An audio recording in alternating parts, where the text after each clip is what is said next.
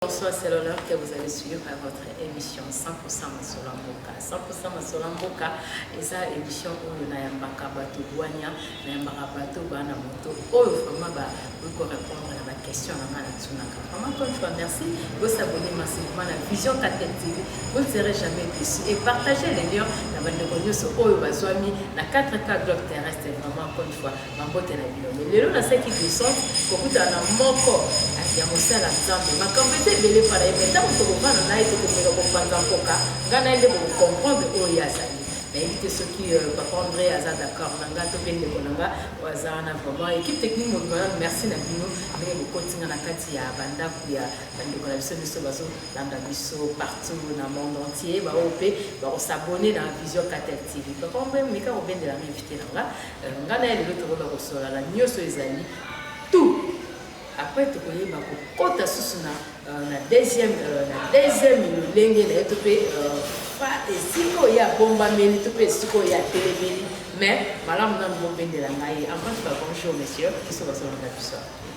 Comme on a parmi Boubi, Lusakumunu, Mingi, Batubaye, Pingana, Combo, ya famille de Jésus. Famille de Jésus, Combo de Jésus, la famille de Jésus. Donc, vous voyez, pourquoi on a bâti de Jésus, on a gagné dans ma parenthèse. On a CP, on a disponibilité, donc une fois merci. On a CP, Toya, et tant que moi, on a un Moka, peuple congolais, aux Congolais, il y a bien si Congolais. Donc, on continue. Quelle est l'analyse de la fête de la situation actuelle du Congo, RDC, analyse de la étant que Congolais? D'abord, Maman Kati, n'a pas merci na invitation pour participer à l'émission. Nous avons dit que dans la diaspora, oui, c'est vrai, na Congo, il y a peu d'indima, mais na zone di makaka parce que na bima déjà na mboka. Parce que dit que so mutanemi na mboka na biso, les rapports au mayele, pose connaissance, effectivement, biso tozaka na idée ya Congo te. Le fait que tu as déjà le banda, tu as la réalité pour se souper et le banda. Donc, tant que tu as fait sa analyse par rapport à Makambo, ils ont salamanelo, Makambo ezebele, Makambo ezebele. Na évité na banana makambo nini on a beaucoup banana to banana constant to me kana ko sala constant au sala na 60 ans le 60 ans d'indépendance mais là ça n'engage que nous on a 6 ans parce que il y a 60 ans on a été invité na yebe à 60 ans na 60 ans vie sociale à peuple vie ya congolais est-ce que vraiment ils ont mérité na 60 ans où tu fêter l'indépendance? Bon ngai déjà personnellement na fête indépendance na ndimaka pe ya mote ndela zonga na ye mundela zonga na ye na kokolo ba pe oui parce que na au-delà ya présentation toto sala nazaka évangéliste était nazali pe économiste notamment dans sa gestion des entreprises. Na parenthèse parce que nous sommes abandonnés la question parce que les économistes comme il y a fait un boca pour le makambo donc éviter ceux qui la poste les avec diaspora madame Makasi bino ba nous la poste tete ngai écoute ça makambo économiste parce que économie est vaste la gestion des entreprises donc ça dit que ceux qui sont experts dans la gestion des entreprises autrement gestion, disons, organisation des organisations. Organisation, quand il y a liboso na lobi, ezali ko bongisa makam. Organisation mibale ezali ensemble ya batu. Oyo bazali ko vendre sika moko ko na kamoko songo. Donc na connaissance oyo ngana zui, na mayelo ngana yekoli, tangu na komi université, na tangi cours ya technique de négociation, on a évité ce cours en Mozart parce que nous avons na UPC, na programme Nabiso, il y a première licence pour Wanezaraki.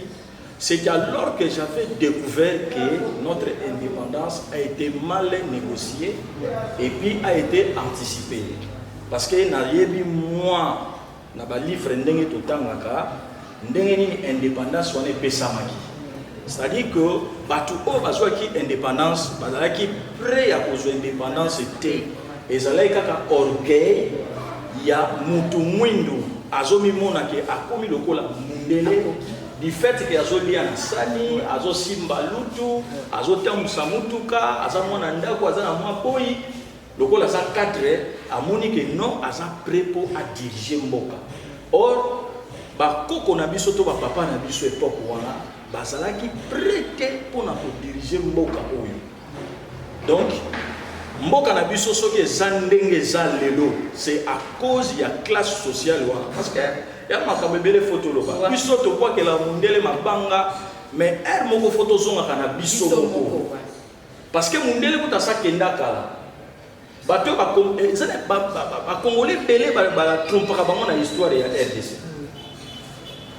Indépendance au biso tolobaka eza indépendance à 60 eza deuxième indépendance ya Congo eza première indépendance te première indépendance ezalaki na 1908 eza bamindele nde babundaka mpona biso notamment journaliste moko ya anglais na reketaka kutu na mboka na biso ata symbole na ye ezali te Edmond Morel bato baza na internet bakobeta na histoire ya Congo bokomona ke journaliste wana Edmond Morel un britannique abunda makasi pour que roi Léopold oyo tango ayaki na Congo aye kokuta caoutchouc alors que industrie oyo kotami sika ezana besoin salela mutuka vélo baki na poso sala pine EVA ezalaki te ba trouver que faut pas que l'on EVA na Philippines.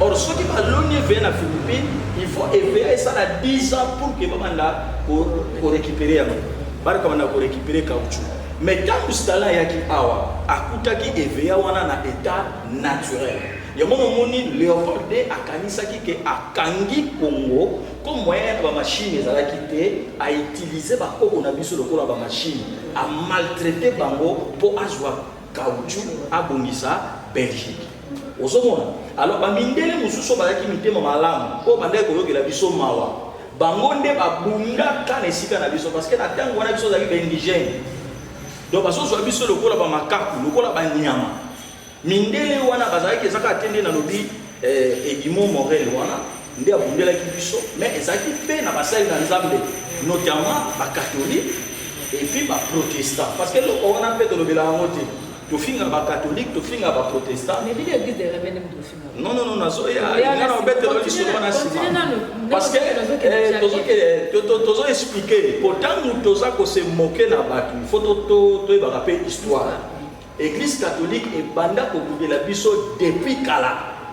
Donc indépendance wana ko tozoki en 1908 ça moi indépendance amuke c'est vrai et permetaki biso que état oyo tozana ngo ya Congo elongwa na maboko ya Léopold ke bapesa ngo na maboko ya parlement belge tokomi Congo belge parce que liboso tozalaki état indépendant du Congo mais le commissaire au Congo belge. C'est alors qu'à partir de 1908, nous avons maintenant Kolongola réunion d'atrocité au Léopold D à Salaki. Parce que Léopold D, quand il est au Congo, à Koutaki, Congolais, plus ou moins 20 millions d'habitants.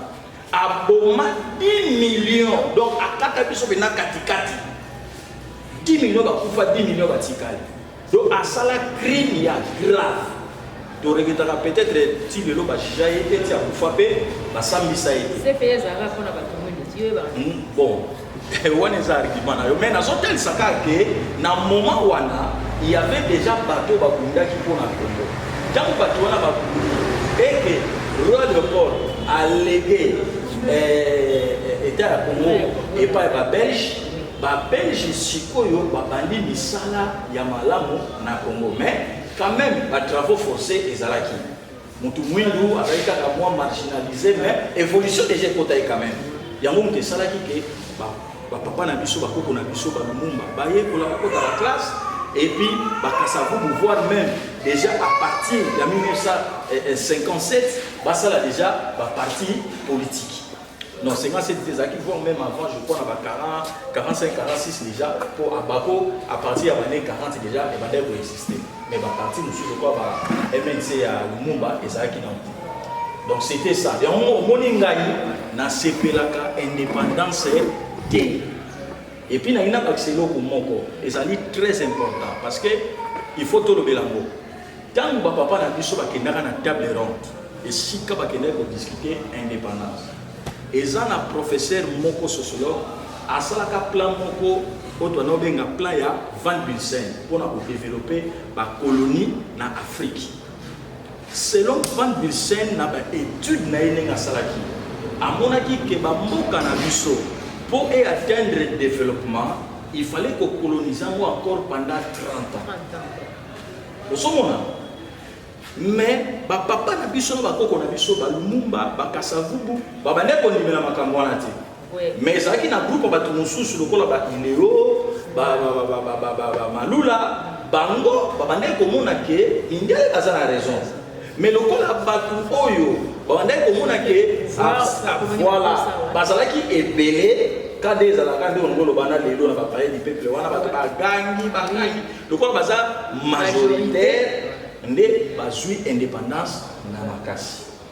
Donc ndenge ba papa na biso na kalaba ileo nyonso to ba tikali bandima qu'il fallait encore ba belge batikala ngana ba ke indépendance wana eza indépendance te batu oyo bazana base ya pasi na biso depuis 60 ti lelo eza classe sociale wana ba benga ba évoluer.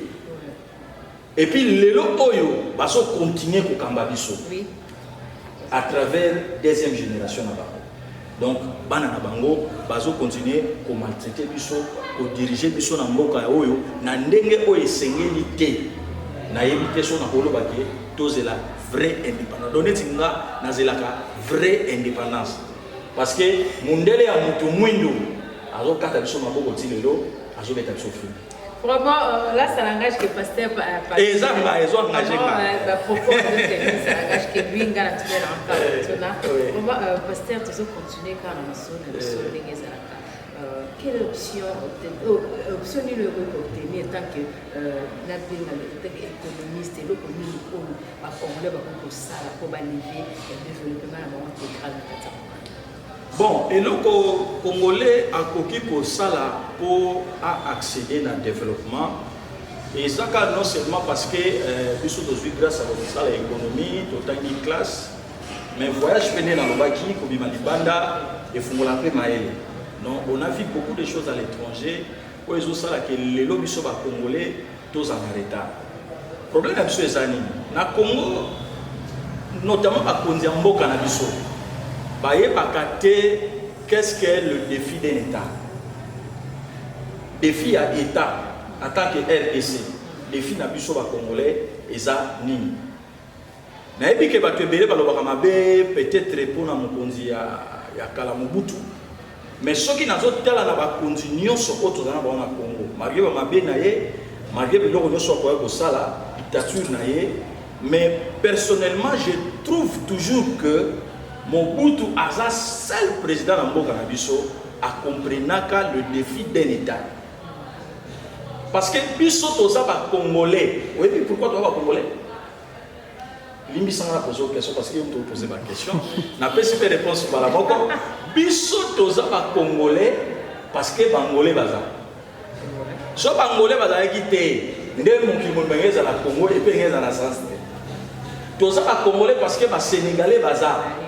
Parce que les Algériens, les Marocains, baza. Donc c'est-à-dire que le problème de la vie des amis, tous les moyens, les Marocains vont la vie sauter, les Tchadiens vont la vie sauter, les Congolais à Brazza vont la vie sauter.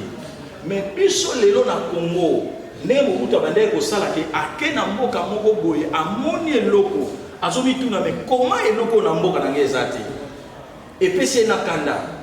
Donc abandé ko lingate na Afrique. Peut-être en Europe, mais en Afrique, pays mon côté école de Kasaï. À ça, la foire internationale. Tant que vous avez une foire internationale, et ça qui n'a pas mon côté pembe na biso a ça qui na foire internationale.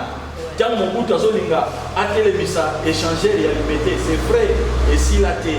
Mais abana côté la que bato bazo kene na Tour Eiffel mobutu pas qui n'a besoin Afrique mobimba baya okangisa ba photo na se échanger oso comprendre que abanda qui ko comprendre des filles à état mais problème toi na mo lelo ba congolais poto kende liboso ngana boye ko lobake il faut tozala un véritable plan d'action pour le développement ya mboka.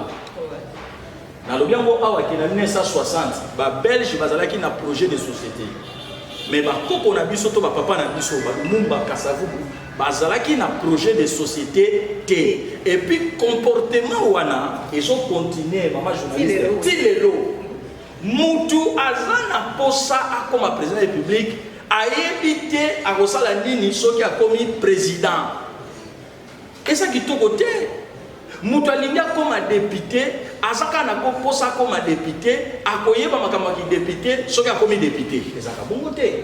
Basala Kake, avant au comme pasteur, il faut y aller Bamakama qui pasteur, si on fait théologie, si ma au commis pasteur. Et ça c'est que au commis pasteur, après que ça a théologie, on est la pastorale. Donc c'est au logo et ça passe dans le Nabiso Congo et ça y a mais pour un point de vue dans et logo oyo et kotombola Congo projet de société autokoza mona mboka na biso ezali kaka devise ya mboka na biso mama nanga devise ya mboka na biso eza force ya mboka oyo justice paix na travail soko tali biloko wana misa eza kutebele te eza ka lokola biso ba chrétien ya on va dire ça que ancien testament na nouveau testament et pas la biso ba chrétien bato mingi ti lelo baza na idée que toza na 10 commandements te 10 commandements eza judaïque mais Jésus-Christ a jouaki yango a régiment ngo na 2 commandements biso ba chrétien toza na commandement belé te linga nzambe linga muninga na yo mama tati chrétien pour akokisaka bible komi balé wana linga nzambe linga muninga est-ce que bise mela kini. Donc, ça fait qu'un démon na Congolais. Donc, Congolais, à ça qu'on a paix, na justice, paix, na travail, justice exacte, paix. C'est là qu'on a ça on a expliqué. Paix exacte, travail. Comment ils sont Congolais? Donc, on a besoin de mots. On a pays nions oyo, voilà singa biso, ma voisine na biso. 9 pays. 9 pays. Bayebi tolingi classe makasi mais bakamo abidwa bazoba bon biso na biso mo toyebi ke tosomba na biso diplôme mais na libanda bayebi ke tona ba université makasi parce que université lubami mwana po tozolo bakaka ba colonisateur batikaka ti lelo toko osala université te ko ekokai na yango pona olakisa ke bato batsenga indépendance oyo zolo bana bakokai eloko. Tant que tu as justice, tout le état de droit. État de droit, maman, est état nini. État de droit, est état où ils ont fait sa punition. Na mutu pas sali ni kambo. État de droit, c'est un zébotin. Lobi que tu as un zébo bien dans mon abisso. État de droit, c'est quoi? C'est là na ebisayo. Tu as un zébo bien dans simbio. Tu as un zébo bien dans mon abisso. Et ça le coup là, bas 5 chantiers. Et c'est la chanson. Pendant 5 ans. Je n'ai pas de bimato Lukango. Exact. Révolution de la modernité. Tozu yango, tozu yango 5 ans lisusu. So na bimisio awa o laksango exact. Et ça fait qu'à état de droit. Toyemba ngo toyembi ti 2023 to lui état de droit. Non, la charte est bien ordonnée bandi. Non. Mana oyeb cet état de droit. Imagine la bango likolo. On a attaqué petit peuple mais soit scène de boulot. Makati, makambo to. Règlement des comptes. Non. Makambo to lo beza sérieux. État de droit, ça état où va payer sa camarade et tout. Au sali mapé, il faut jouer tout oyo et coquille. On se comprend. Pour yo aux un état de droit, il faut d'abord au tia au payer sa battre si ka souka sali tout mo fa kende. Ba prison, non. So avant ton état de droit, il faut tout ton ba prison de droit. Donc prison où ils ont respecté normes et à prison. Faut pas banana wana. Ma prison toza na ngweza prison. Au moins prison, prison fait ça net boy. Mon place toza. n'habite sur la caméraman bakozo esika oyo. Donc prison il faut aller sika mongo mon soka ki ayebi ke ana obima lelote. Pour batilie penalty. Non akoko ko réclamer ti mais bayebi c'est ti au melango awa. Donc ba privé penal liberté. Donc il y a la centre d'éducation. Naza na pose lamba et lambeza. Naza na posa mbetu amona pena batelie mbetu ya bien à comprendre que 20 ans bakatelier donc ils appellent 20 ans ya solo po ba pesi ba condition nyonso ya malamu oyo ya kusai la 20 ans na kati mais si ko ba prison o to na ngone droit de l'état de droit na biso de to yeba mbakawana. Et sa prison, on s'en muta koti, a comment ben ngaba ndegole na téléphone, oh luka mwenye sona bimawa, azu photo. Imaginez que na Bluetooth so ni photo et ça kuna. C'est un message à partir de la prison. À partir de la prison, so ka tindika photo, ba moni ndenge matoko le bimiye, ba moni ndenge konde akomi koshekor, ba zu ba mbongo na famille ba binisi essentiel ka ke abima kuna. Et c'est qu'il y a des droits. Il y a un moment où on a côté prison, 10 jours après, tout le monde est sous Nazan. Vraiment. À part ça, parce que nous avons la justice. Il y a paix. Nous sommes à Congolais, nous avons paix. Pourtant, nous avons paix na Congo, nous avons guerre na Est et Est. On a paix, il y a sécurité. Paix, nous avons paix, maman, na Congo. Est-ce que nous avons un paix alimentaire? Peut-être que nous avons un paix. Donc c'est que Olia qui vient. L'exception, ça existe quand même. Mais dans la minute, sont comme midi, et ça n'a pas de paix de vente. Bana kanda ya jeté parce que banda qui tombe ana mukate ya grave. De paix alimentaire exaté. Paix alimentaire exaté. Et ça n'a pas de paix sanitaire té. Son bungia suiye appeli azata na mbongo somba kininte. Ana kimiate et ça n'a pas de paix éducationnelle té na mboka na biso ekoma bitidi mutaye biso ke naza boye nazo chômer parce que mutu en fait dans le val azate et ça manque ya paix ba paix et ça na ba sens épelé tout le monde a gardé que o bato bazo kuna na ST ndenge totambola boye même na banzela na biso totambola nzambe mutabate na biso chauffeur azo tambola na ketch asa na permis et ça pété. Parce que au yébité, ayekoli azaki wewa, azuka moto mbala moko, azu voiture bando kumba, permis ne basele na cyber café. Donc tozana kimiate. Donc mboka na biso eza mbutu, donné to sala surtout le plan. Au moni Nzambe ala la raté pour na Congo. Bamboka musuku tu ne peut-être on nzamba ki po ba premier on na Congo. Na mona neti Nzambe akipana no ya biso. Po so atiki biso. Mama na ngai. Maman, si tu as na paix, tu continues à travailler. Maman n'a pas eza grave. Parce que biso ne de l'économie, la comptabilité nationale, ba compte, il y a comptabilité nationale, ba bengango ba agrégat économique. Ezali l'État, ezali entreprise, ezali ménage, ezali importation, ba exportation. Maman, mboka nyonso na mokili, surtout ba pays eza développé. Quand on a zo ba Congolais to ramaele to tanga classe, mais na suka na mo classe pour les biso le côté. Et loko esimba ka mboka, eza l'état te. Ezali batu oyo bazo sala musala, bango nde basimba ka mboka. Ezali ba foyer, eza ba ménage parce que ba foyer nde ba produisaka. L'état produisaka te. Ezali na kati ya mboka mama Katina expliquer yo. Ezali bitumba entre entreprise na foyer. C'est-à-dire ba ménage, biso, ba famille. Parce que tozo sala na ba entreprise. Siko l'État a télémaka na katikati po awela ba intérêt na biso mibale, akabula biso. Osomona. Mais siko na ba mboka na biso neti na Congo awa, l'État a comment na ye entreprise. Alongwa na ye na rôle régulateur, a commis na ye entreprise. Il y a que l'État a fait que le lugar tombe banda pour bameli mbongo.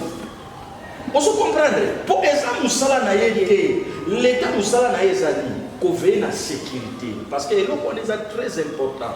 Na ko biso mama kati toko bandango banda lelo timu kolonini tant que mboka oyo tokobongisa likambo ya sécurité te tokomata te. Défense na sécurité ezali base ya mboka, alors que eza eloko ya liboso pe ekufaka depuis 60 ti lelo tozo comprendre yango te. Ozomona soda boke tongele ndako fele soda za mandia basoda basa batamakasa osakana te. Il faut pas respecter bango. Soda ko tongela soda ndako pona nini yo zanda no songela ko tongela soda ndako te l'état te. Batu ya mbongo baza ba société immobilière bakolo kotonga banda kopona soda, mais ba bongisa nde salaire ya soda bazo kata mbongo na chaque fin du mois soda zwinda lokola crédit, c'est-à-dire asombiango na mutoki na ye. Est-ce que na mboka au crédit existe? Maman nazolo bandenge makambo il faut ezalela. C'est comme si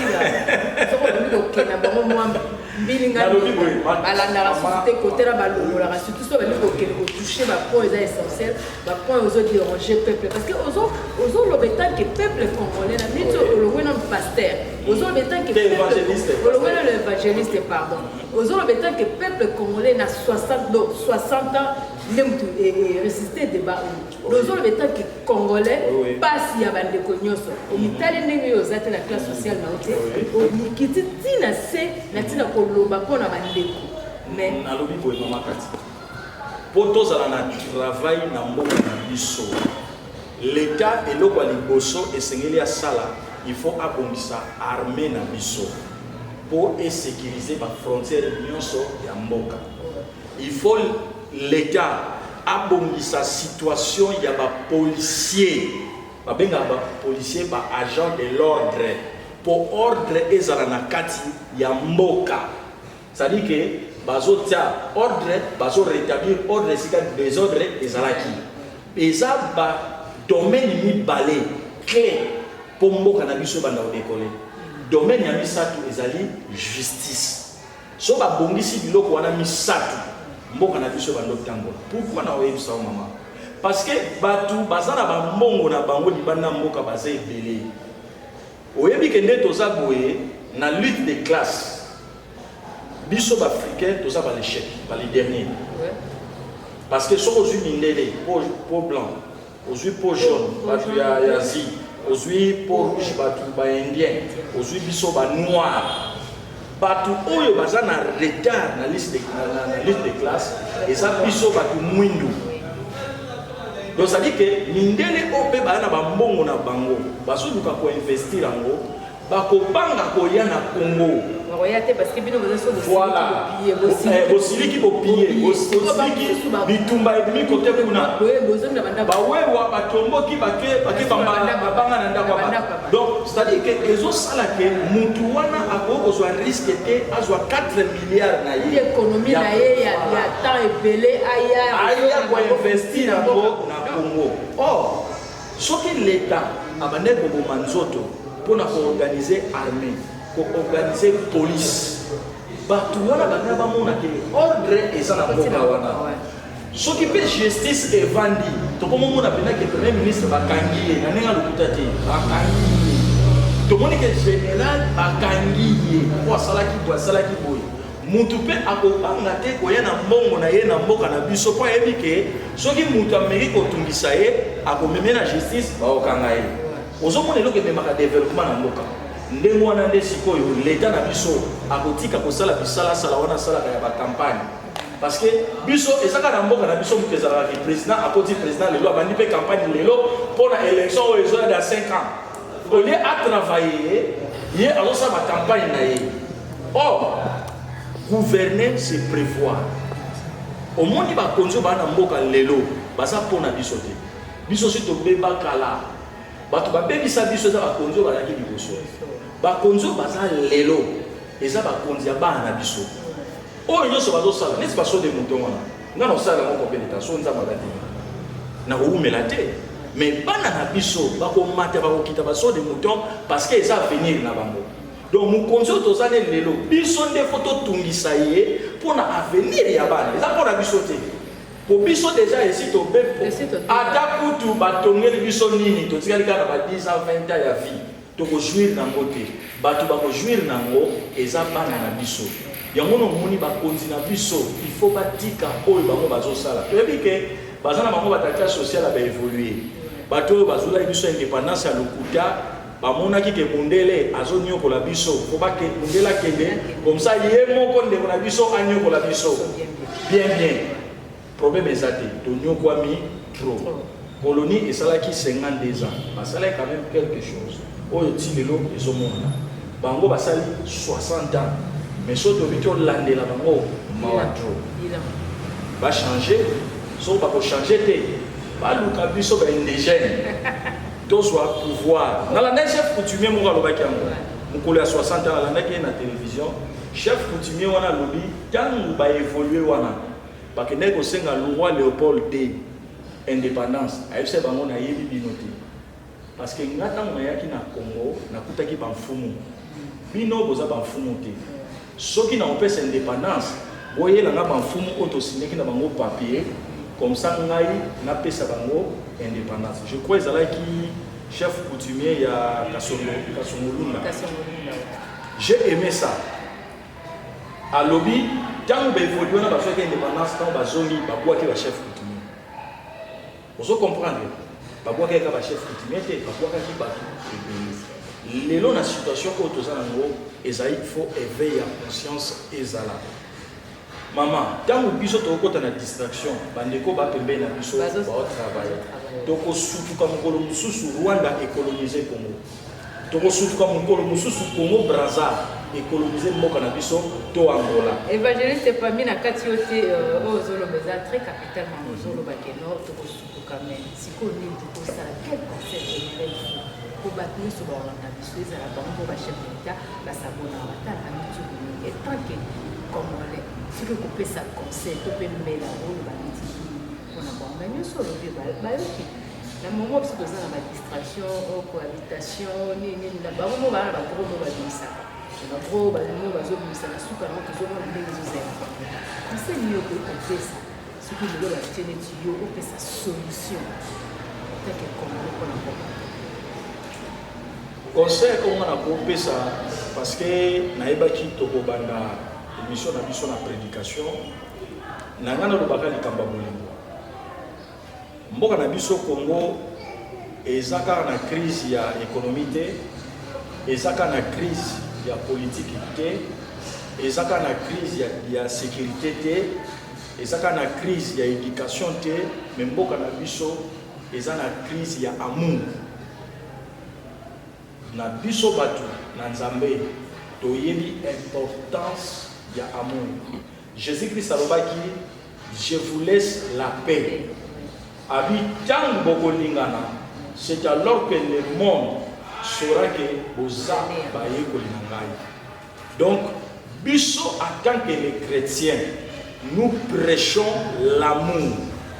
Kutu o ngana ko proposer. Au monde ka nenge to sali 60 ans. Ya ko zanga bolingo. Tout ça la sous 60 ans. Et je propose même au pasteur, à l'église,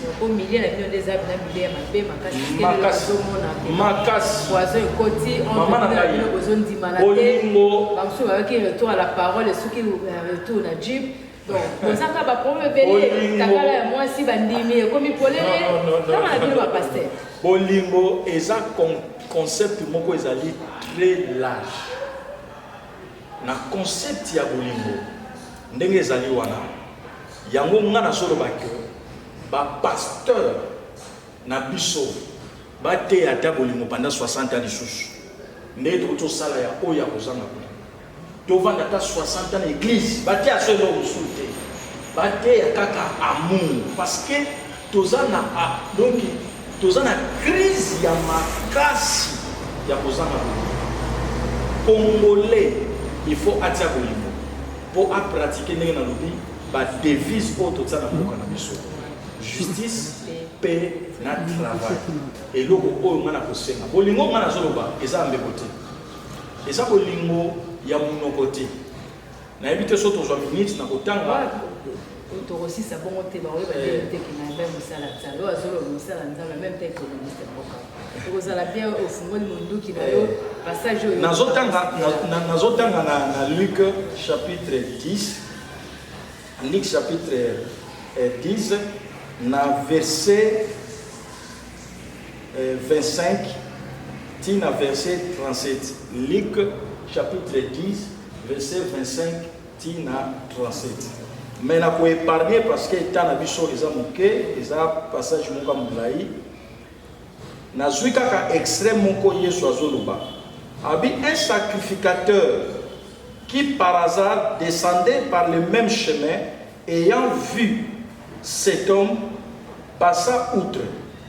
Un lévite qui arriva aussi dans ces lieux l'ayant vu passa outre. Mais un samaritain qui voyageait étant venu là fit émis de compassion lorsqu'il les vit. Il s'approcha et banda ses plaies et y versant de l'huile et du vin.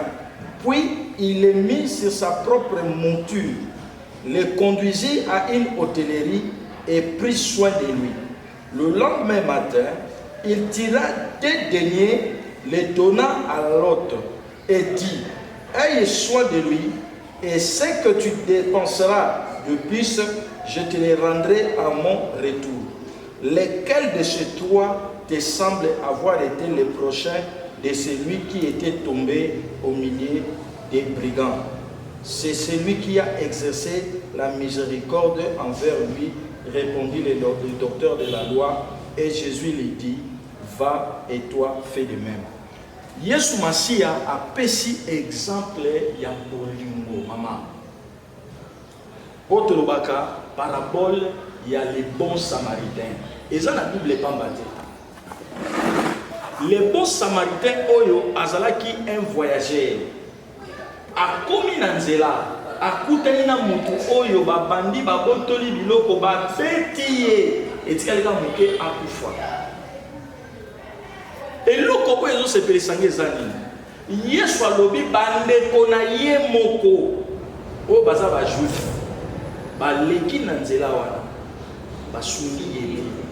Et puis bandeko ya pa pamba te basali na Nzambe. Donc ça dit que muluba moko ba betiye na nzela ba tiki ye pena kufa. Muluba liboso ya pasteur aye aleki. Muluba mi parler à pasteur aye aleki. Mais mukongo moko aleki bandundu akoti kuna na Kasai auti musika à quelle condition mutu wana zalaki epesi ye motema mawa.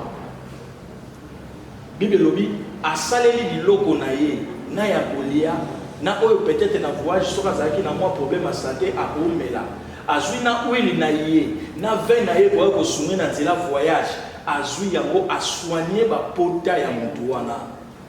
Mama kati azui lisu mutu wana atie na mpunda na ye azotambola makolo. Mutu wana azali kola mpunda andimi atambola na makolo mutu wana atambola na voiture na ye po akoma tino hôpital. Bible lobi na biso a garder mutu wana hôpital. C'est pas dire que atiki ye akei afandi na mutu wana hôpital alali na ye lobi na mona tongo amoni ke po a continuer voyage na ye azui bongo na ye o ezalaki na programme a voyage te. Apesi ya mopa moto ya zo garder mutu wana. En plus a episi mutu wana ata okobakisa partir ata okosela yeke amelaki kisi po oyiba nga mbongo sala noka fatira lukuta meteni na kebo tano ozonga na futanga. Banezo ya bolingo pasteur mais mama bolingo wana eza bolingo ya masekiti. Muluba falinga mukongo mukongo ifalinga mongala Muswahili falinga mutabandi. Donc problème tozana mona mboka na biso oyo ezali ke il faut to lingana. Mama kati ngai na kolingo kaka te parce que oza ndeko nanga parce que oza mwana. Du fait que oza congolaise oza ndeko nanga. Il faut na laksa bolingo epai na yo. Il faut na protéger yo. Il faut na luka bonheur na yo. Malheur na yo il faut ezala souci na nga. toza na mboka moko ko ezali ke mama na mona scandale na mboko wana uti banda na karate nazo tambola na koti na komi kota rompo ngaba bayebisi biso na ville kuna ebarde bakoteli zandu soki batu moko boye bazalaki soki ya nini babomi batu na zandu tomata mbangu na mituka tozonga na changu c'est comme si zela na suka nazoye biso seno nga na mona eshokanga ekoye uti na zandu batu babengi na batelefone misala ekangami na ville batu bazozonga oyebi tomona nini ambiance na yango donc c'est-à-dire que ntango bato mosusu bakokufa mosusu baosala fete donc toza na mboka moko motema mawa ezalaka te soki moto azwi jip abosani bapasi nyonso oyo azalaki na moko abosani mpe na bato oyo bandeki kosouffrir na ye akanisaki nga lokola nazwi jip bandeko wana mpe bazwa ata jip un jour donc abosani bango akomi kotala kaka mwana na ye akomi kotala kaka mwasi na ye ozala mingi akoloba paster ozala mingi akoloba vraiment ifo tokata yo télévision eza ngonga youtube eza ngonga pasta tokomi na suka ya masolo na biso merci na disponibilité na mot de la fin parce que tokozongela osi tomoni ke makambo ebele ezali prochainement tokoya lisusu na ntina kosolola nini oyo koki koloba na ndenge tokomi na suka mpe na mwa tokebeli kasi na conseil moko mwa mokuse oyo na ntina kokabwana na misolo na biso yango. Bon, pour na conseil na kopesa moke na bandeko na ngai bana na Nzambe ndenge na lobi likambo oyo etali bolingo olobaki yango na makambo ebele babengaka nga famille de Jésus parce que nalinga mingi koparler sur Jésus. En tout cas même na baprédication na nga ezali très rare na terre c'est autre chose que c'est Jésus parce que eza kombo pasteur na nga Philippe Mabinga apesi ye mbote ye nde apesanga kombo wana parce que mona vraiment que na salité bien église je ne presse que Jésus donc ngai nde naza boye nalingaka Jésus makasi parce que eloko akotisa na vie na nga même na classe na tikala kozonga te donc connaissance parce que eza na mokolo mo balinga bakanga Jésus me bakoka te bato baye mpenza bafuti bango mbongo basoda balingi kokende bokanga ye bakoma kuna baoki mateya obike bafai na bango bazwi bakiti ntango Yesu alobi alleluya amen bango mpe bazongisi amen bokende na Yesu bazoki siko ntango bakomi kuna esika batinde bango batu bamewe moto oyo babina tomona moto ateya nde moto ateya non j'aime cet homme parce que c'est une personne qui m'a marqué dans ma vie. Jésus n'a commis ça et vie nanga na osenga na ba chrétien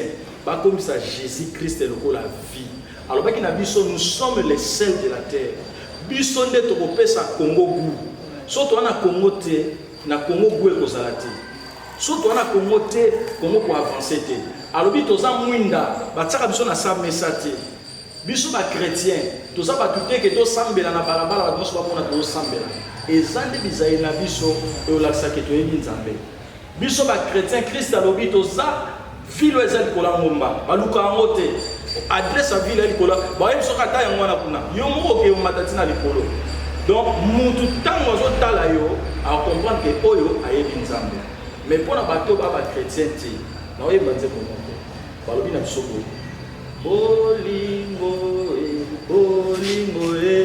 bandeko moto azangi bolingo akomona Nzambe te bolingo eleki ye mama kati na Congo soki tozangi bolingo tokomona Nzambe te Nzambe aza justice Nzambe aza travail Nzambe aza développement tant que tokozanga bolingo oyo nyonso tokoluka na Congo oyo tokotikalaka kozwa yango te napesi mbote liboso epai ya chéri na ngai tete kivila napesi su mbote epai ya papa na ngai Lusakumunu Emmanuel na Paris azolanda ngai napesi mbote epai ya petit frère na ngai nalingaka mingi Patou Lusa wana vraiment azali coach na ngai azali partenaire na ngai aza appui na ngai nazopesa grand frère na ngai Willy Kinkela pasteur Willy un grand pasteur na mboka Angola nazopesa mbote na petite sœur na ngai Pichu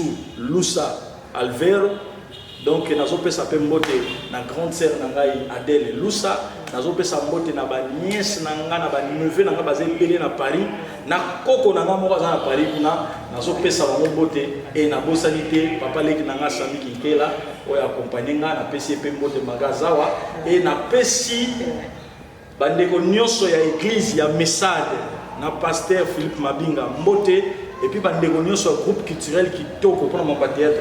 Et puis, c'est un acteur. Voilà. Il y a un groupe culturel qui toque pour mon beaucoup de films. Il y a indépendance, il y a film, il y a relance. Parce que tout ça, on a plan de relance. Parce que nous avons un plan pour le développement congolais.